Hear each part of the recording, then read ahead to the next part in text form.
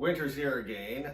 That means it's time to do some maintenance and upgrades to my old cars. One of my main projects is installing this intake on the Factory 5 Cobra. The Cobra has a 302 in it. Last winter I ported the heads and upgraded the valve springs on that. It's got great big headers on it. So really the only thing holding that engine back now is the intake. It's still running the stock fuel injection intake. And I picked this one up.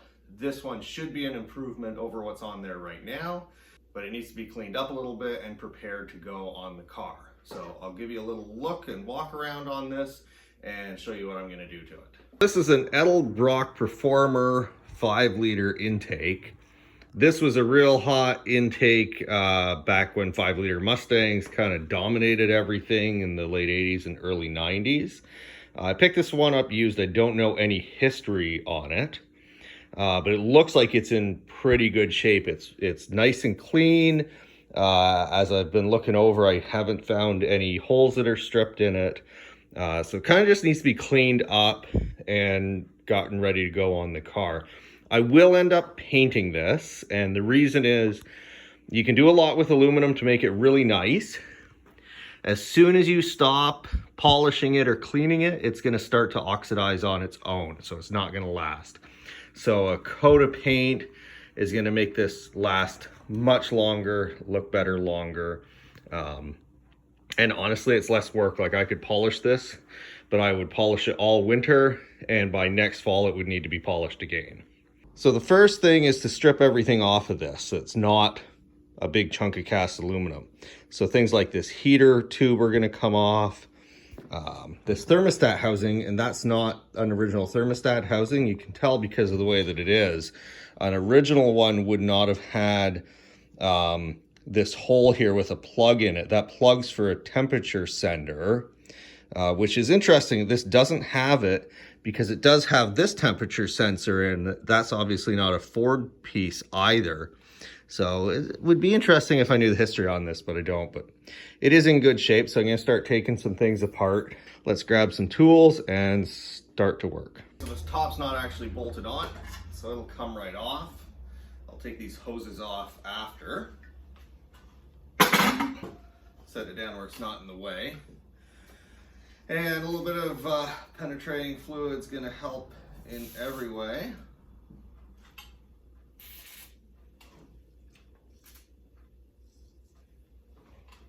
And let's see what will and won't come out of here.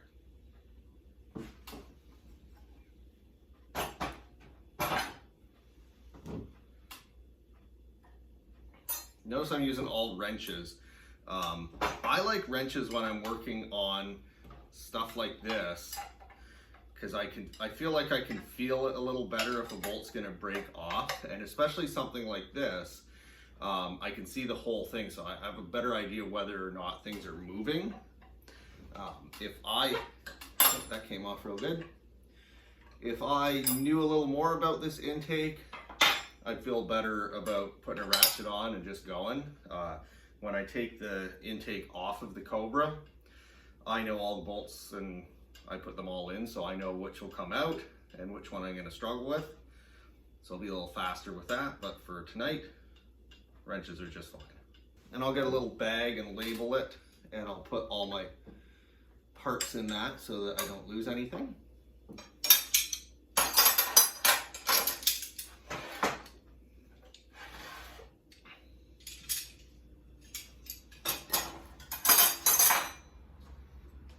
It's gonna be one of those ones that I can't quite turn it with my hands, but I feel like I don't really need a wrench to do it with.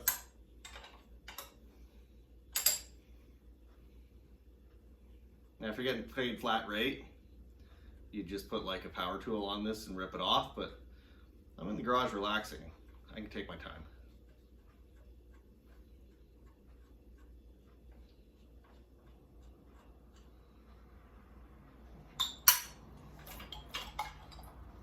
Okay, that's good. We're gonna look at the intake inside. It looks nice and clean.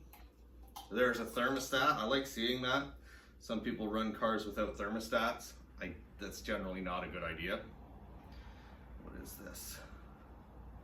180, so that's one of the right thermostats. This is nice and clean inside, so that's great. We can reuse that. Let's see if this guy's gonna come off as easily. No.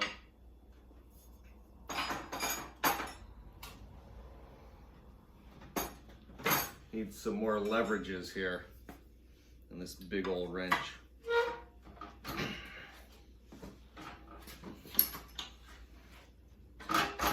There we go.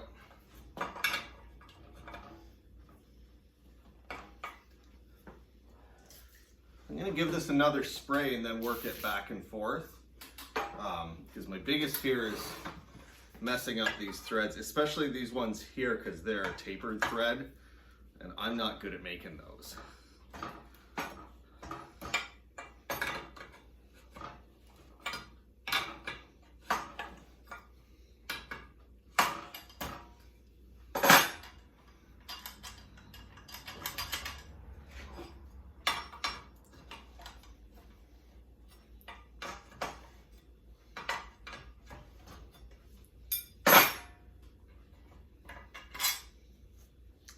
Very good. Left bolt on for me.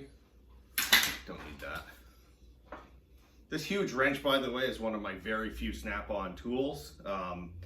This obviously came used because I'm not the sort of guy to buy snap-on tools. Harry Borsinello left his name on here for me, so I know he was the original buyer. Thanks for looking after your wrench for me, bud. Still working good.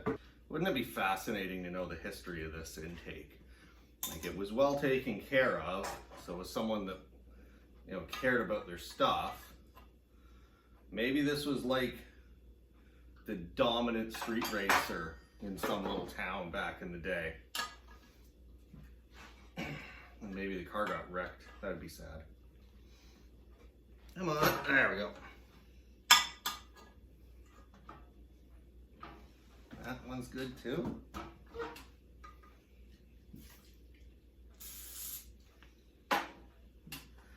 The way the hoses are cut off leads me to believe this was taken off without the plan of putting it back on. So the other possibility is this was on a small block Ford and the owner decided he wanted a carburetor. So he got this off fairly quickly. You know, just cut the hoses and then put this on the shelf to sell later or use for some other future project.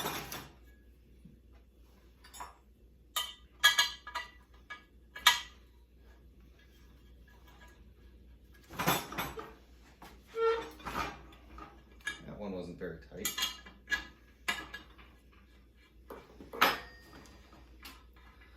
It's a handy little brass adapter I can use for something else. The sensor's no good.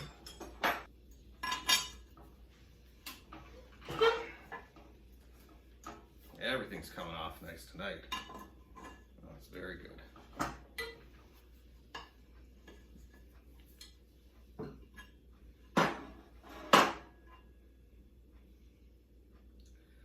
Oh, that's broken, but it doesn't look like it was in good shape anyways. Okay. Last thing I'm going to do is try and get, oh, these are already loose. Try and take these studs out. They look like they're coarse thread on one end and fine thread on the other, and I don't really want that because I worry about kind of servicing in the field. Like if you had to take this off at the track and these are fine thread nuts and you lost one, the chances of you finding a 5/16 fine thread nut are fairly slim. If this is held on there with a 5/16 bolt, coarse thread, you might find one of those, or I probably have one of those in my toolbox in my spare parts bin. So 3 of those are out.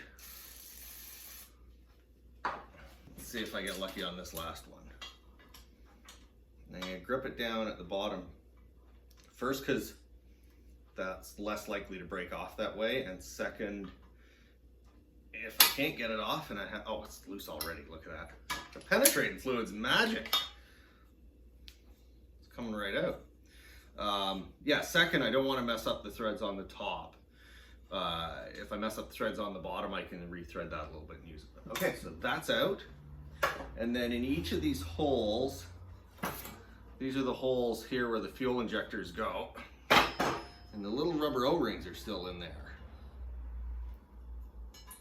So again, that's an indication to me that this was pulled off fairly quickly.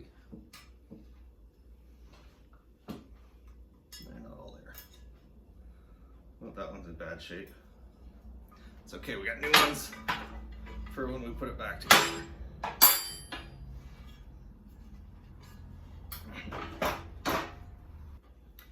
And I'll pull out, this is the bushing for the PCV valve that goes in the back of the intake.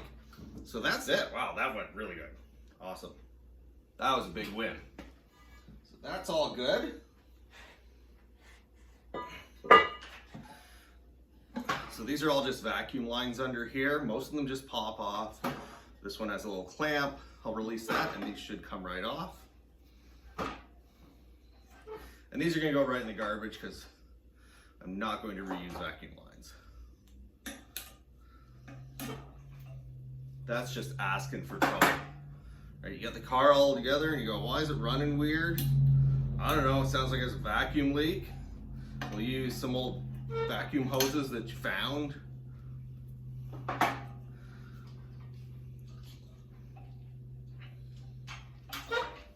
That one there I might keep. Put that in the keeper pile.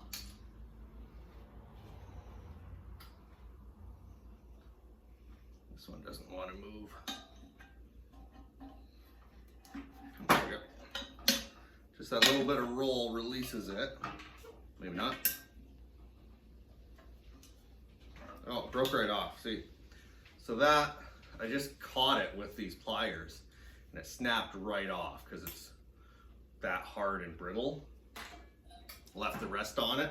So if I had used that hose, that for certain would have leaked.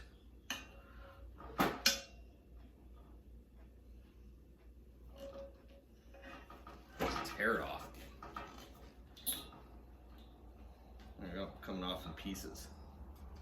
Okay, that's off. Other side.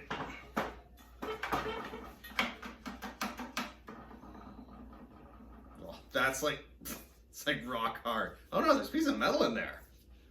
Ah, that's weird. That is a new one for me. I have not before seen somebody put a piece of brake line into a hose to maintain a bend, but you know what, that worked.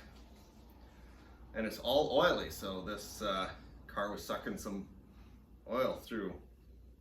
PCV wasn't working quite right. And I'll take this vacuum cap off.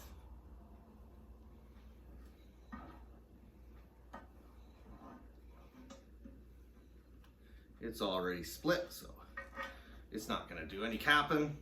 See, look at that. So there's the garbage pile. So this is all apart and ready cleaned up. It looks like somebody's tried to do some porting on this. If you look in here, you can see someone's done a little grinding there to clean this up. So that's good news. Take this cover off the end. So the last thing I want to do is look at whether or not this intake, lower intake needs to be ported to match my ported heads. Okay, so with the lower intake upside down, I've got a gasket. This is the actual one that I use to port the heads and intake that are on the car right now. And I can tell because there's red marker around these ports, and that's what I use to mark on the intake and heads when I ported them last year. So if I port this intake to match this gasket, I know this gasket matches the heads that are on the car, so it should be perfect. And if I lay this over here, you can see that it's not a perfect match. These holes in this intake are not exactly the same size. They're not as big as the holes in the gasket, which means they won't be the same as the heads. So we're leaving power on the table that way. I have a whole series of videos on my porting work that I did last year, so you can watch those if you want to see how to port. But I'll have to do that with this intake. So watch for that exciting part of the project coming up on a future video.